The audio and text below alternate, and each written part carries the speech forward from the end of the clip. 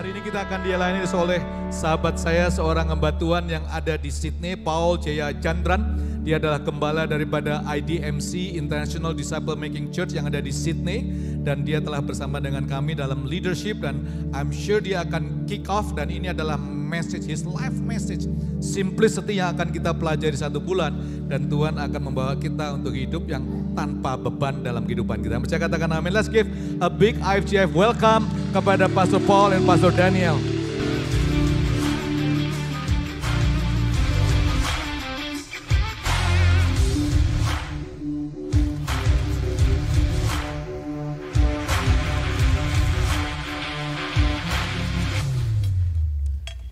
Praise the Lord. Shall we give Jesus a clap offering? Puji Tuhan, kita berikan tepuk tangan untuk Yesus.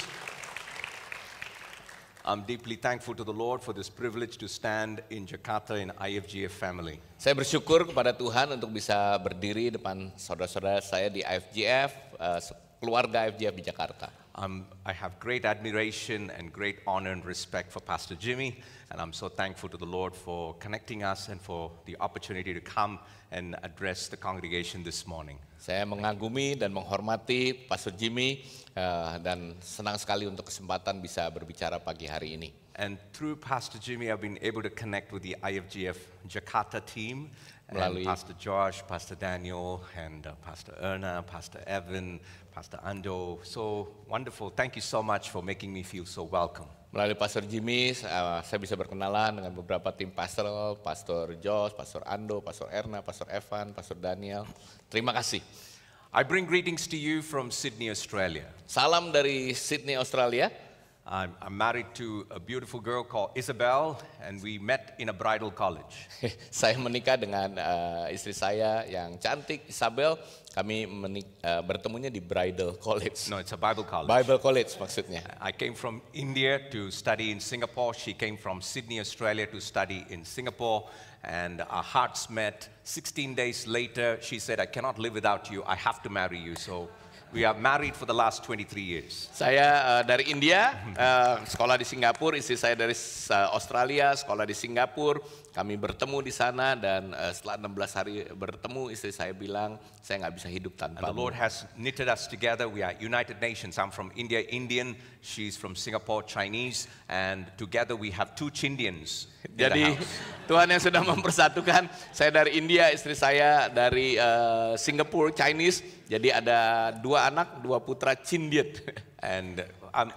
And the Lord has called us to pastor a church and bless the work of the ministry, and I'm thankful to the Lord for the privilege. Dan kami bersama-sama mengembalakan dan saya sungguh bersyukur untuk suatu kehormatan ini. This morning I have a word in season for us. Dan pagi hari ini saya mau memberitakan firman yang untuk masa ini. I want to take you to a familiar passage of scripture in John chapter 2. Dan saya mau membawa Anda ke mungkin ini ayat yang sudah sering Anda baca di Yohanes pasal It's the kedua. story of Jesus at a wedding. Bagaimana Yesus pada waktu itu ada dalam satu I want to pernikahan. speak on the subject of 5 steps to supernatural confidence. Dan saya akan berbicara mengenai 5 langkah untuk suatu keyakinan yang supernatural. One of the things that is plaguing the world today is anxiety. Dan satu hal yang sekarang sedang dibicarakan banyak sekali tentang kekhawatiran.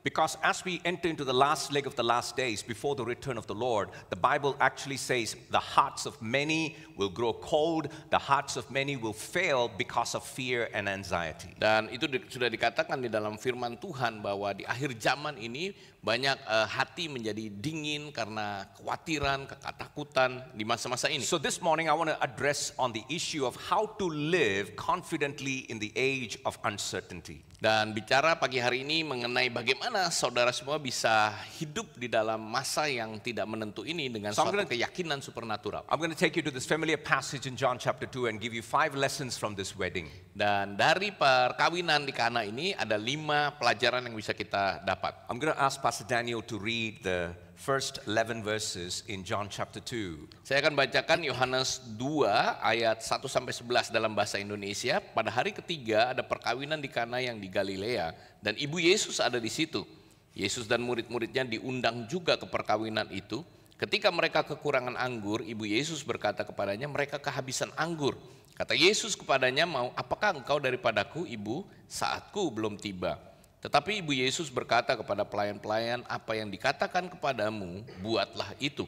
Di situ ada 6 tempayan yang disediakan untuk pembasuhan menurut adat orang Yahudi, masing-masing isinya 2-3 buyung. Yesus berkata kepada pelayan itu, isilah tempayan-tempayan itu penuh dengan air, dan mereka pun mengisinya sampai penuh. Lalu kata Yesus kepada mereka, sekarang cedoklah dan bawalah kepada pemimpin pesta. Lalu mereka pun membawanya. Setelah pemimpin pesta itu mengecap air yang telah menjadi anggur itu, dan ia tidak tahu dari mana datangnya, tetapi pelayan-pelayan yang mencedok air itu mengetahuinya, ia memanggil mempelai laki-laki dan berkata kepadanya, setiap orang menghidangkan anggur yang baik dahulu, dan sesudah orang puas minum, barulah yang kurang baik. Akan tetapi engkau menyimpan anggur yang baik sampai sekarang. Hal itu dibuat Yesus di Kana yang di Galilea sebagai yang pertama dari tanda-tandanya, dan dengan itu ia telah menyatakan kemuliaannya, dan murid-muridnya percaya kepadanya. Praise be to the Lord. Puji Tuhan. 5 lessons from a wedding.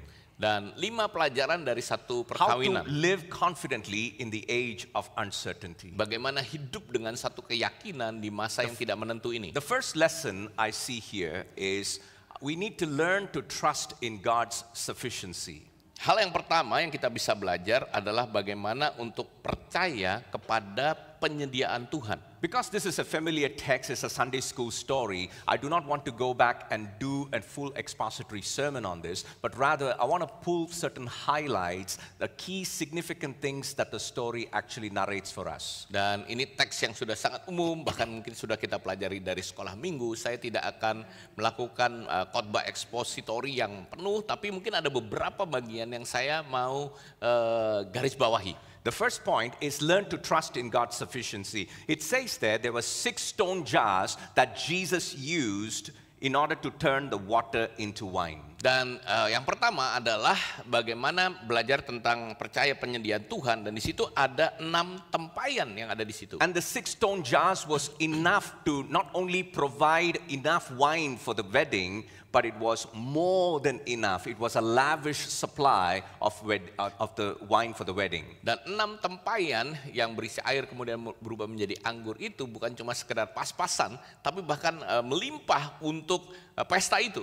In other words, when God begins to do His miracle in our lives, He will provide at the appointed time in an appointed manner, and what He provides is totally sufficient, and sometimes even more than sufficiency, it's lavish. Jadi pada waktu Tuhan mau melakukan mujizatnya, Dia akan lakukan itu pada waktu yang tepat dengan caranya Dia, dan bukan cuma sekedar pas-pasan tapi dengan kelimpahan. That's the reason why we don't need to have anxiety or worry about the provision of God. Itu sebabnya kita tidak perlu khawatir kalau berbicara mengenai penyediaan Tuhan ini. I'm a mathematics student, I love mathematics, and I realized that if the Bible says that each of these stone jars can actually fill up to 20 to 30 gallons of water. Dan saya ini seorang yang belajar, lulusnya dulu digrinya matematika. Jadi satu tempayan itu kira-kira 20 sampai 30 galon. Jadi kira-kira itu hampir 100 liter lah. If we converted that into liters and put it into 750 ml of wine bottle, it would be about 600 if you take 20 gallons. If you take 30 gallons, it will be almost 900 good tasting wine bottles. Jadi kalau yang tahu ukuran botol wine itu biasanya 750 ml, itu bisa 600 sampai 900 botol. In other words, when God provided, He provided lavishly. In other words, we don't need to let our heart be filled with anxiety for the future when we walk through the age of uncertainty. Why? Because when God provides, whatever He provides will be abundant and lavish and totally sufficient. And the people of God said, Amen.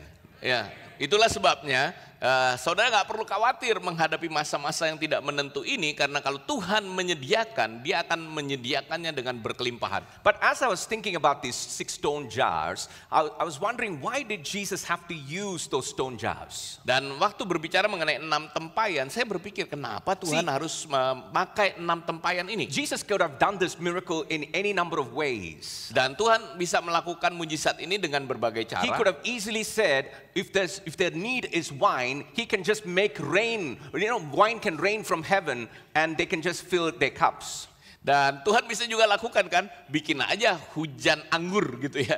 Jadi orang langsung ngisi gelasnya masing-masing Because dengan he's anggur. able to do anything. Karena dia bisa melakukan Or apapun. he could have just said, fill the cups, and every cup will be filled with the best tasting wine. Atau dia bisa berfirman, berkata saja semua gelas-gelas itu diisi wine. Semuanya akan But why terisi did wine. he use the 6 stone jars? Tapi kenapa dia pakai 6 tempayan? I believe God was giving us a lesson on how He provides for us. He provides us through the structures that we have put in our lives. Dan kenapa Tuhan lakukan itu? Karena dia mau mengajarkan kepada kita bahwa dia akan memakai satu struktur untuk bisa melakukan mujizatnya. I want you to listen to me carefully. Sometimes we are waiting on God to do a miracle, but we haven't taken time to look for the structures that He has already put in place in our lives, or the structures we need to build in order to facilitate the flow we desire from God. Seringkali kita menantikan mujizat dan tanpa menyadari bahwa kita nggak pernah menyiapkan strukturnya sehingga Tuhan bisa melakukan mujizatnya. When I look through the scriptures, I actually see that God takes time to build a structure first before He does anything in the earth. Dan pada waktu saya memperhatikan firman Tuhan, saya melihat bagaimana Tuhan menyiapkan struktur dulu baru melakukan sesuatu di muka bumi ini. In the beginning, the Bible says God created man from the dust of the earth, and after He created a structure of a body, then He breathed into the nostrils and man became a living soul. In other words, before He can bring the flow of life, He had to build a structure. Dan pada waktu Tuhan menciptakan manusia, kita bisa melihat bagaimana Tuhan menciptakan tubuh pada waktu itu dan kemudian dia menghembuskan nafas kehidupannya. Dan kita bisa melihat bagaimana ada tubuh untuk dialiri oleh nafasnya God Allah. was going to send a flood among the earth, and there has never been a flood. And to protect a righteous Noah and his family, God says to Noah, I want you to build an ark. What is an ark? It is a structure. And when the structure was in place, God sent the flood. Tuhan mau mengirimkan air bah di muka bumi ini dan untuk menyelamatkan keluarga yang hidup benar, yaitu keluarganya Nuh, dia harus membangun bahtera untuk menyelamatkan Nuh dan keluarganya. How long did it take for ark to be built? It was 120 years. God had patience to really wait for Noah to finish the ark, and once the structure is in place, then the flow of God happened. Berapa lama dibangun bahtera itu? 120 tahun, dan Tuhan harus sabar juga menunggu supaya bahtera itu jadi, baru air bah itu turun. God says to Moses, I want to dwell in the midst of God's people. But in order for the presence of God to dwell in the midst of God's people, He needed to build a structure. What was the structure? It was the tabernacle. Dan Tuhan berkata kepada Musa, aku mau tinggal di tengah umatku, dan dia harus menyiapkan strukturnya. Strukturnya apa? Yaitu kemah yang harus dibangun, tabernakel yang harus In other dibangun. words, the structure facilitates the flow that we desire from God. Dengan kata lain, struktur memfasilitasi aliran di mana Tuhan mau bekerja. You know, even in our physical body, there are this skeleton structure. There are so many systems: the respiratory system, the circulatory system, the digestive system. They are all systems. They are structures that are working, and they are moving blood, and they are moving the oxygen to every part of the body. And the reason we sometimes have disease is because the structure doesn't do what it needs to do. Bahkan di dalam tubuh kita ini ada berbagai macam sistem. Ada sistem pernafasan, sistem pencernaan, di mana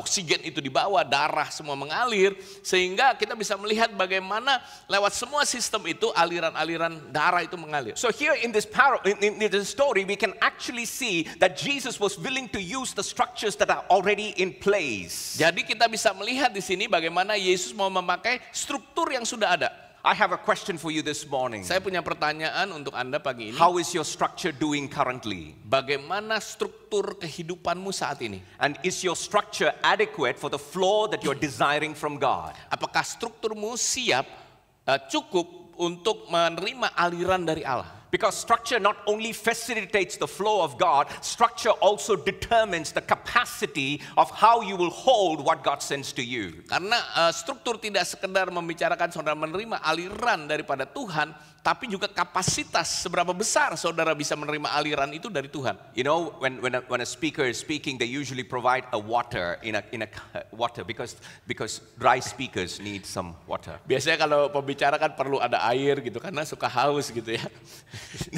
But usually, water cannot be taken in an abstract form. It needs to be put in a structure. Tapi air kan nggak bisa cuma abstrak, perlu ada tempatnya gitu ya. So take for example the bottle that we have here, and this bottle is about 250 ml, and this bottle will actually facilitate how much I can hold in as Contoh water. lah ya, contoh misalnya botol ini. This, if I go before God and I say, Lord, you are such a generous God, you are loving God, you have poured so much for so many people, now I need you to pour me at least 1 liter. I am very thirsty, and God pours 1 liter, and you have this bottle, how much are you going to hold? Ya, jadi kalau saudara berdoa, ya Tuhan aku mau ini 1 liter ya, Engkau curahkan kepadaku. Tapi Anda cuma punya botol ini yang cuma ya 240 mili, mungkin 300 mili.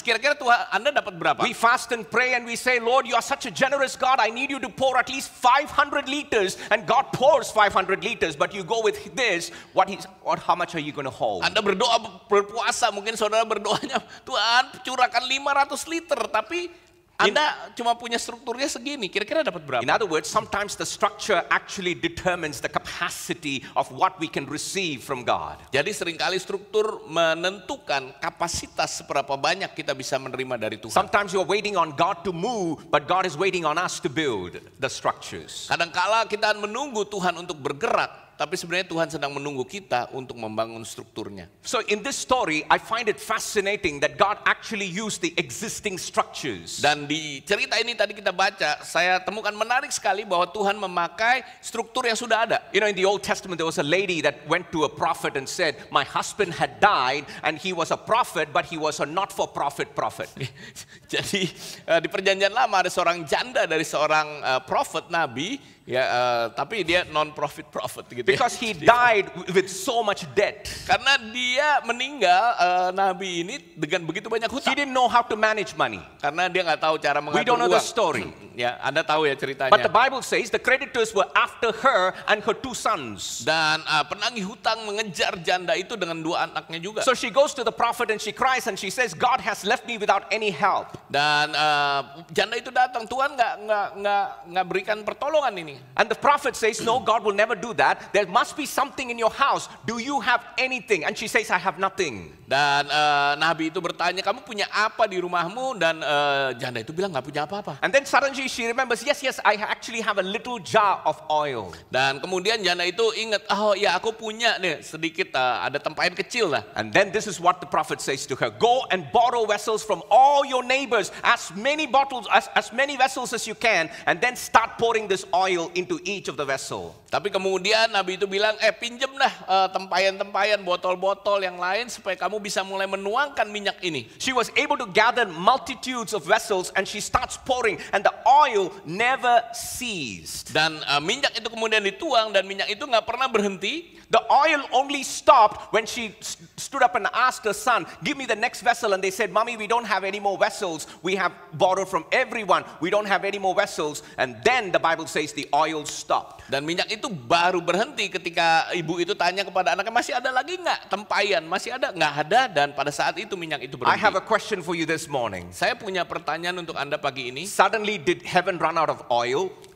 Kenapa tiba-tiba surga tuh berhenti kehabisan minyak kah? No, the earth ran out of capacity. Tapi bumi kehabisan kapasitasnya. In other words, sometimes what limits the flow of God that we eagerly want is the structures that have not been put in place, or the structures is not adequate for the flow that we desire. Dengan kata lain, kita melihat bahwa strukturnya yang nggak cukup untuk menampung semua yang mau Tuhan But berikan. one thing from this lesson from the wedding is that I take to heart is that God uses the structures that are in place, and he takes these 6 stone jars and he makes magnificent wine. Dan kita bisa melihat tadi dari cerita itu bagaimana dari 6 tempayan dan Tuhan melakukan mujizatnya, dan ada anggur yang luar biasa And enak. whatever he provides, it's lavish. Dan apapun yang dia sediakan itu mantap aja. Can I humbly ask this morning as people of God that let us not be anxious about the future. Let us not have that anxiety that grips other people in the world because we have a God and we need to learn to trust in His total sufficiency. Dan biarlah pagi hari ini kita sebagai umat Allah nggak harus khawatir menghadapi masa depan karena kita punya Tuhan yang akan mencukupkan semua kebutuhan kita. As you're taking notes, I want to give you 2 structures that you need to put in place. If you're a young person, listen to this carefully. Dan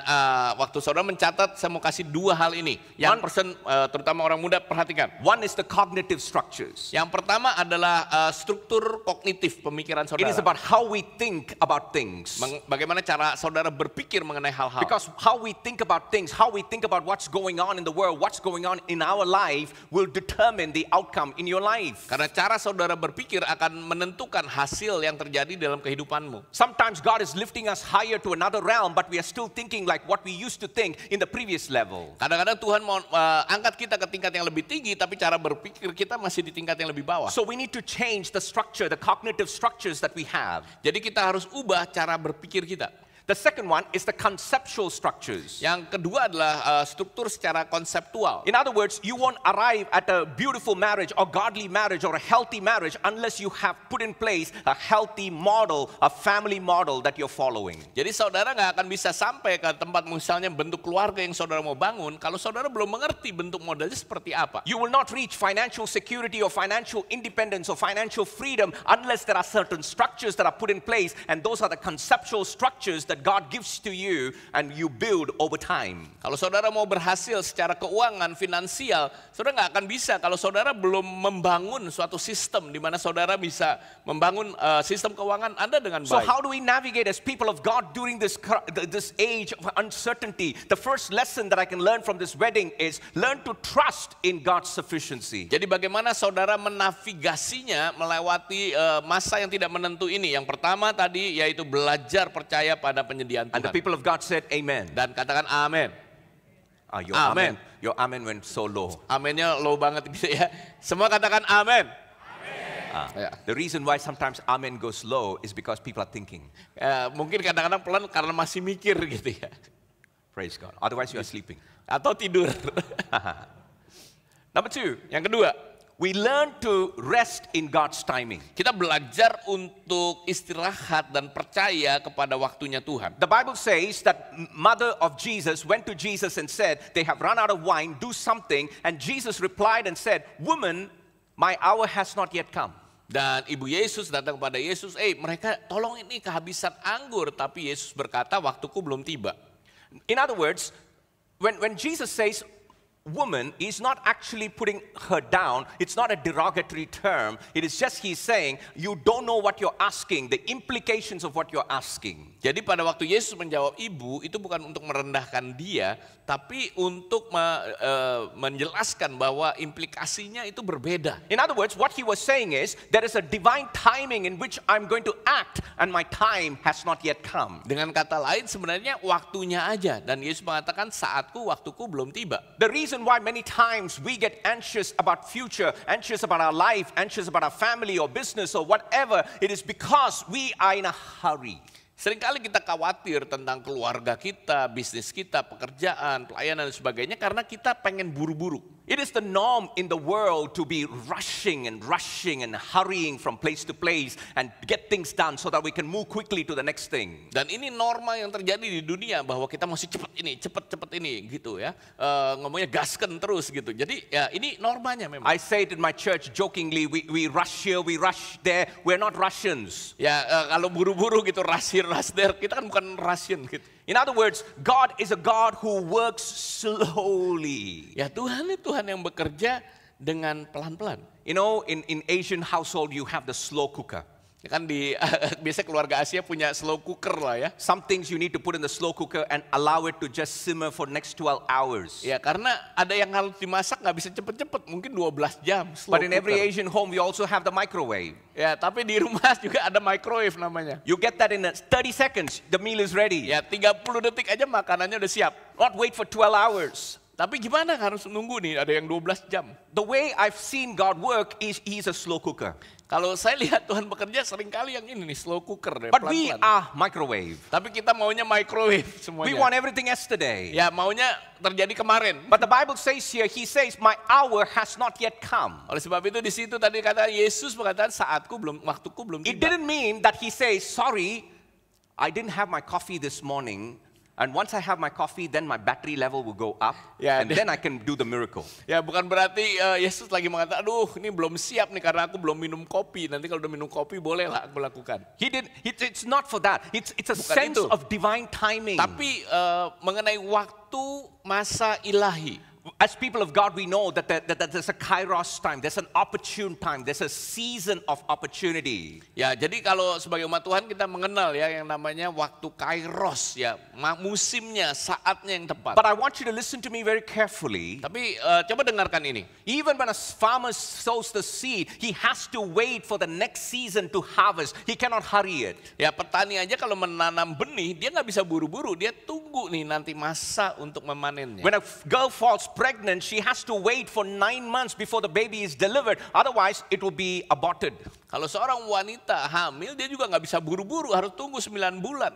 In other words, there is a sequence of events that needed to take place before what God does. Oleh sebab itu harus ada hal-hal ya, sequence yang terjadi sebelum Tuhan memang melakukan hal yang dia lakukan. You know, when I was studying the life of Jesus in the Gospels, Pada waktu saya mempelajari kehidupan Yesus dalam kitab Injil, I found that Jesus did not go and reveal himself to many people and start demonstrating his power in a mighty manner until one event actually took place. dan pada waktu di Injil kita melihat Yesus nggak melakukan banyak pelayanannya semua, memperkenalkan dirinya sampai satu peristiwa. The one event that needed to take place, if you study the Gospels carefully, was that John had to be removed from the scene and put in prison, and eventually John will be beheaded and die.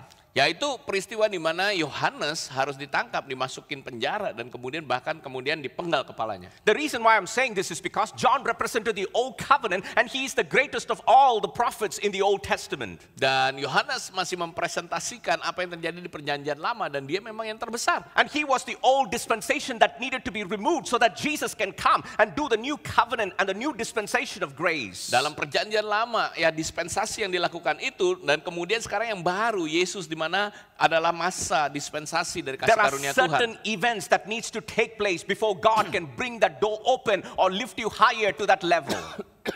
Ada satu peristiwa yang harus terjadi sebelum kemudian pintu itu terbuka dan Yesus melakukan So in that mujizatnya. season of waiting, we need to develop that patience and endurance. And the Bible says, if you have endurance and patience and faith, you will possess the promises of God. Oleh sebab itu ada masa di mana saudara harus sabar, harus punya ketahanan untuk akhirnya memiliki setiap janji Tuhan itu. Can you say amen? Saya katakan amin. The first lesson was learn to trust in God's sufficiency. Jadi tadi yang pertama belajar percaya penyediaan Tuhan. The second lesson is to learn to rest in God's timing. Yang kedua belajar untuk istirahat dan percaya akan waktunya Tuhan. But pastor, waiting is hard Aduh pastor, nunggu itu susah. because we want everything yesterday. Karena kita maunya semua cepet ya. Kalau boleh kemarin And we terjadinya. are not happy if we don't get it. Dan kalau nggak dapet cepet, aduh kayaknya nggak You know, nggak God senang. is not interested in keeping you happy. Dan Tuhan nggak tertarik untuk membuat saudara bahagia. God is interested in making you holy. Tapi membuat saudara kudus. God is not interested in keeping your life comfortable. Dan bukan cuma sekedar hidup nyaman. God is interested in conforming you to the image of His Son. Tapi bagaimana saudara menjadi serupa dengan anaknya. In other words, God does not operate in the timeline that we set. He operates on His divine timeline. And the people of God said, Amen. Jadi waktunya bukan berdasarkan waktu saudara, tapi waktu ilahi. Dia bekerja secara itu. Praise God. Puji The Tuhan. third lesson that we need to learn from this wedding is this: learn to believe in God's best. Dan yang ketiga adalah belajar untuk percaya yang terbaik dari Tuhan. You know, one of the things I've observed here is that the Bible says that the people had already been drinking wine for a while at this wedding. Dan di perkawinan itu orang udah mulai minum anggur. And then when Jesus does this miracle, He gives them the best tasting wine. Dan pada waktu Yesus berikan anggurnya ini terbaik, lebih baik. And the MC, the master of ceremonies, when he tastes it, he calls the bridegroom and he says, people normally give the best wine first and after the guests are drunk and they cannot tell the difference between a cough syrup and a good wine, then you give them the cheap wine. MC-nya berkata, ini aneh banget gitu ya, datang kepada mempelainya. Biasanya kan yang bagus dulu, kemudian baru udah mungkin setengah mabok baru dikasih ya yang biasa, yang sirup mungkin ataupun obat batuk gitu, udah gak bisa bedain. In other words, why did you do the best wine now? Nah, dengan kata lain, kenapa sekarang baru anggur yang terbaik? Can I humbly say this? If you go and ask Jesus, why did you give them the best wine? When any wine would have been done, he would have said, I don't know any other kind. That's the only kind I know how to make. Kalau Anda Hallelujah. bertanya kepada Yesus, kenapa yang terbaik yang kau berikan? Mungkin Yesus jawabnya, saya nggak tahu jenis anggur yang lain. Ya, In hanya other ini words, yang saya tahu, yang terbaik. Hallelujah. Can we give the Hallelujah. Lord a Berikan clap tepuk offering? tangan Come on. untuk Tuhan. Hallelujah. At the appointed time, in the appointed manner, Jesus will give the best for his people. Jadi pada waktu yang tepat dan dengan caranya dia akan berikan yang terbaik untuk umatnya. It may not look best in your eyes. Mungkin nggak kelihatan bagus, terbaik di It may matamu. not look best in the eyes of the world. Atau mungkin nggak kelihatan terbaik di mata dunia. But you and I need to know by faith that my God, when he provides, is totally sufficient. And I believe and I rest in the timing of God. And in his time, when he provides, he will give me the best. Tapi Hallelujah. saudara dan saya harus percaya bahwa Tuhan akan memberikan yang terbaik pada waktunya dan dengan segala kelimpahannya. Romans chapter 8 and verse 32, a simple verse that says, if God did not spare his only son, but delivered him even unto death, how much more he will freely give all things for you and I to enjoy. Roma 8 ayat 32 mengatakan kalau Allah Bapa tidak menyayangkan anaknya tapi memberikannya kepada kita, apalagi terlebih lagi yang lain yang dia siapkan untuk He kita. gave heaven's best for us Dia memberikan yang terbaik dari surga kepada to kita. provide salvation for Memberikan mankind. keselamatan untuk manusia. How much more he will give freely all Berapa lagi? things. Ya, secara cuma-cuma. And the people of God said amen. Dan umat Allah katakan amin. The fourth lesson from Yang this wedding, keempat daripada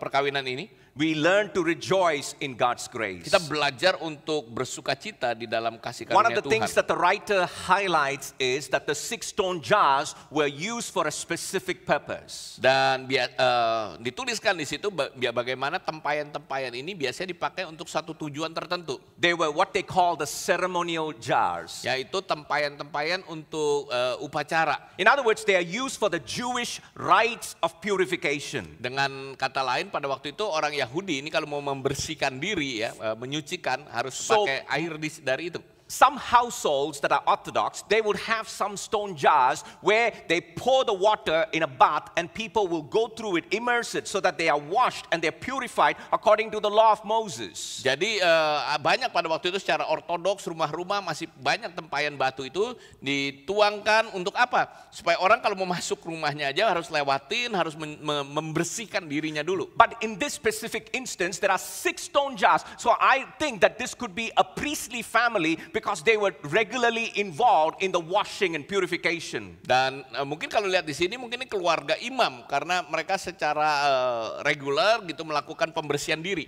But I want you to pay attention to this. Tapi saya mau saudara perhatikan ini. These ceremonial jars are used for washing and purification according to the custom of the law of Moses. Dan ini dilakukan untuk membersihkan diri menurut aturan-aturannya Musa. And Jesus uses these ceremonial laws, the ceremonial jars, to do the miracle. Dan Tuhan pakai tempayan yang biasa dipakai untuk upacara-upacara menurut peraturannya And he Musa, converts- sekarang untuk dilakukan mujizat. What a picture of the new covenant being established. Nah, bagaimana suatu gambaran dari perjanjian yang baru yang ditetapkan In di other sini. words, those old jars, they represent that purification that happens according to the law. Dan bagaimana tempayan-tempayan batu itu merepresentasikan apa yang terjadi pembersihan diri menurut hukum Taurat. But when he converted into the best tasting wine, now the wine is actually purifying us because it represents the blood of Jesus that washes us by faith. Tapi Hallelujah. sekarang bagaimana anggur itu terjadi dan itu merepresentasikan darah Yesus yang menyucikan, menguduskan kita. What a picture of God's grace here. Ini suatu gambaran kasih karunia Tuhan yang luar biasa. What gives us the confidence to face the future in the age of uncertainty? Apa yang memberikan kita suatu keyakinan untuk menghadapi masa depan yang tidak menentu We ini. should not fall back to the old covenant covenant, we should stay in the new covenant. Kita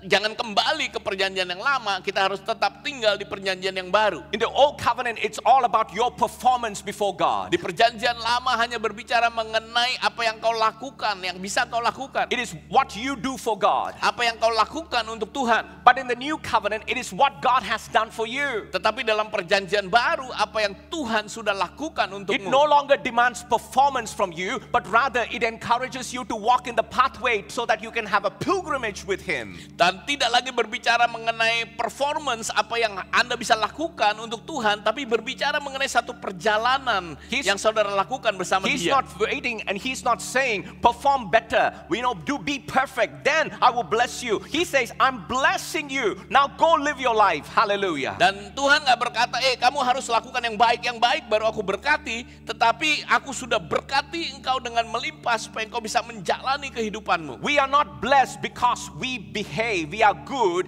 We are blessed because He's good and His Kita character diberkati is bukan good. karena kita baik, tapi kita diberkati karena Dia baik. Can you say amen? Bisa katakan amen? Hallelujah. Haleluya. In other words, we need to learn to rejoice in the goodness and the grace of God. Dengan kata lain, kita harus belajar untuk bersuka cita di dalam kebaikan dan kasih karunia When Tuhan. we are going through that season of uncertainty, Pada waktu kita melewati masa-masa yang tidak menentu ini, don't look at yourself but look to cross. jangan lihat dirimu sendiri, lihat pada salib itu. Look to Christ who has already made a way for you to be reconciled back to God. Lihat kepada Kristus yang sudah membawa rekonsiliasi saudara kepada Tuhan. The Bible says in Ephesians chapter 1 and verse 3, He has already blessed us with a spiritual blessing in the heavenly places in Christ Jesus. We are already blessed. Efesus 1 Hallelujah. ayat 3 mengatakan bahwa Anda sudah diberkati dengan segala berkat surgawi di dalam Kristus. And therefore now we live confidently. Oleh sebab itu kita bisa hidup dengan yakin. What a picture of the new covenant. Suatu gambaran perjanjian baru yang luar The biasa last ini. lesson I want to take from here is this. Yang terakhir,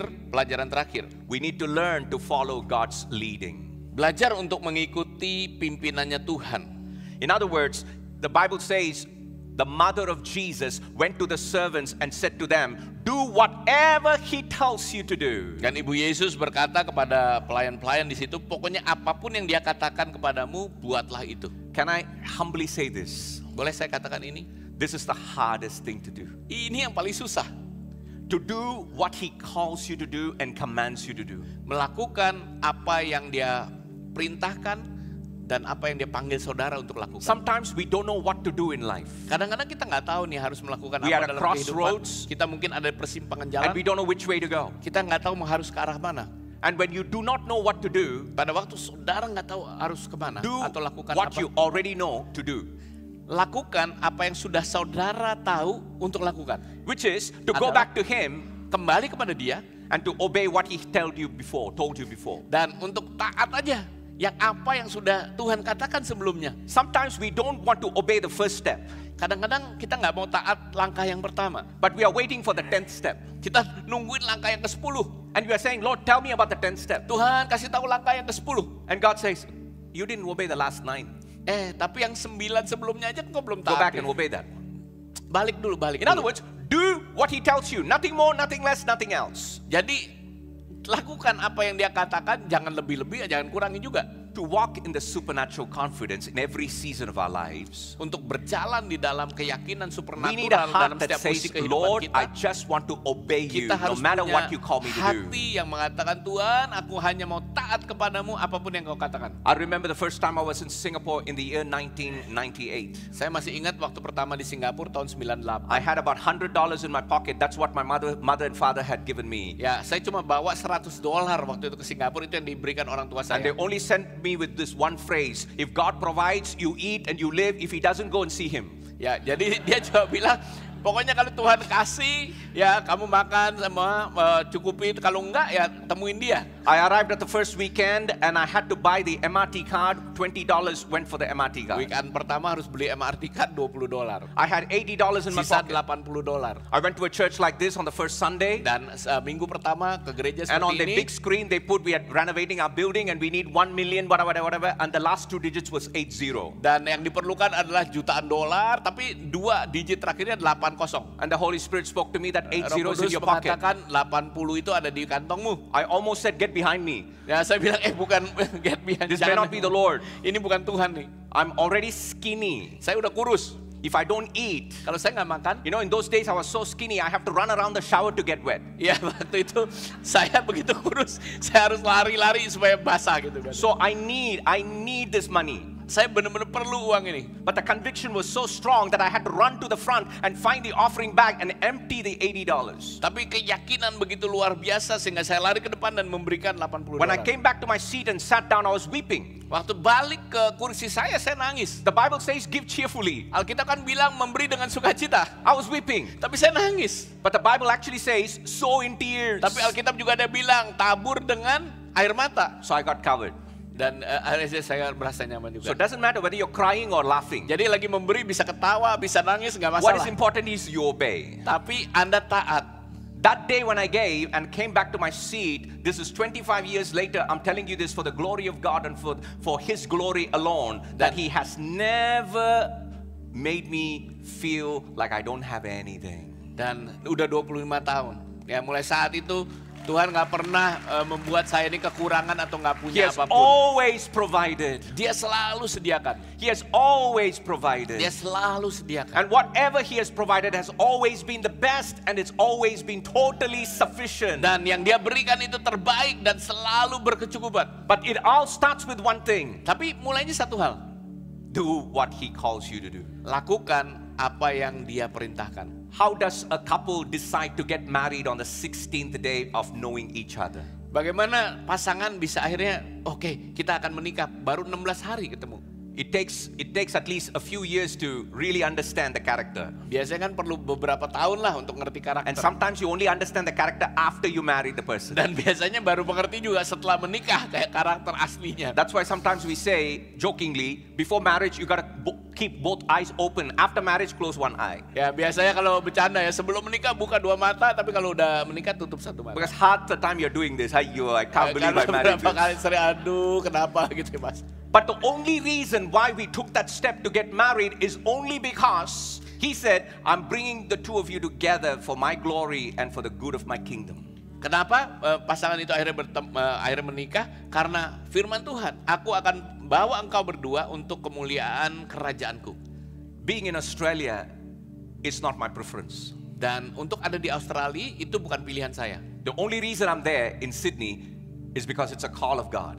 Kenapa saya ada di Sydney? Karena itu panggilan Tuhan. I tell my church all the time, I'm Saya not here selalu because I bilang, want a better life. Aku nggak ada di Australia karena aku mau kehidupan lebih baik. The only reason I'm here is because of the call of God. Alasannya karena panggilan. The only reason I'm here in Jakarta today is because of the call of God. Alasan juga kenapa saya ada di Jakarta hari ini karena panggilan Tuhan. In other words, you do what He tells you to do. Nothing more, nothing less, nothing else. Dengan kata lain, kau lakukan apa yang dia perintahkan. Jangan lebih-lebih atau jangan kurang-kurangi. And when you live like that, you have this sense of supernatural confidence that comes because you know that your God, whatever He provides, will be totally sufficient in His time. So you rest in His divine time. You know and you believe that He will give you the best. And you rejoice in the goodness and the grace of God. And you just follow His leading. Dengan kata lain, ketika saudara melakukan itu, saudara punya keyakinan secara supernatural bahwa Tuhan akan lakukan yang terbaik di waktunya dengan segala kecukupan, dan saudara bisa bersuka cita di dalam kasih karunia-Nya Tuhan karena saudara mentaati pimpinannya. And the people of God who believe this said, Dan semua yang percaya katakan, Amen. Amen. Come on, let's give Jesus a clap Berikan offering. tepuk tangan Hallelujah. untuk Tuhan Yesus. Hallelujah. Haleluya. Hallelujah. Haleluya.